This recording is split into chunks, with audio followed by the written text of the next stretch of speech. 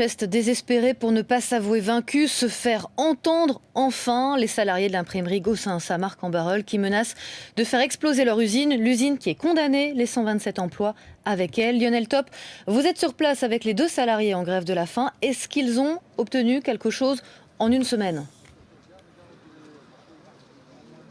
Eh bien, les salariés ont déjà reçu la visite du député maire de Marc-en-Barœul. Il a assuré que plusieurs réunions devraient avoir lieu au conseil régional et conseil général. Alors, Stéphane Schillers, ces réunions devraient avoir lieu incessamment sous peu. Qu'est-ce que vous attendez? Qu'est-ce que vous espérez? Nous, on espère y avoir, comme on vous a dit, on se bagarre pour avoir, pas le minimum, mais le maximum. Le maire de Marc, quand il est venu nous dire son soutien,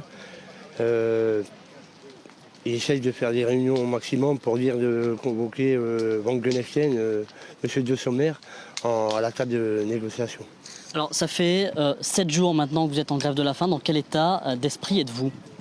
On est fatigué, on attrape des crampes d'estomac, on attrape des crampes partout, on attrape des vertiges bien sûr, mais il y a tous les collègues qui sont parmi moi ici qui nous tiennent vraiment à cœur et qui nous soutiennent. J'ai mes enfants derrière, j'ai ma femme, et je tiendrai jusqu'au bout. Jusqu'au bout, ça veut dire quoi? C'est-à-dire que vous ne lâcherez rien? Je ne lâcherai rien, je dis et je redis, s'il faut que je meure sur mon lit, je mourrai sur mon lit. Vous voulez défendre cette entreprise, vous y êtes attaché, vous êtes ici depuis combien de temps? Ici, ça fait 25 ans que je suis ici. C'est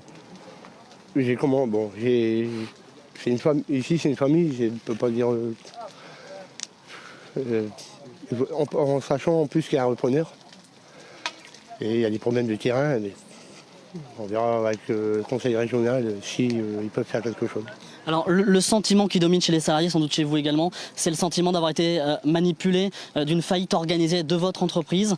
Pourquoi vous parlez de faillite organisée? Rien n'a été fait pour qu'il y ait des repreneurs?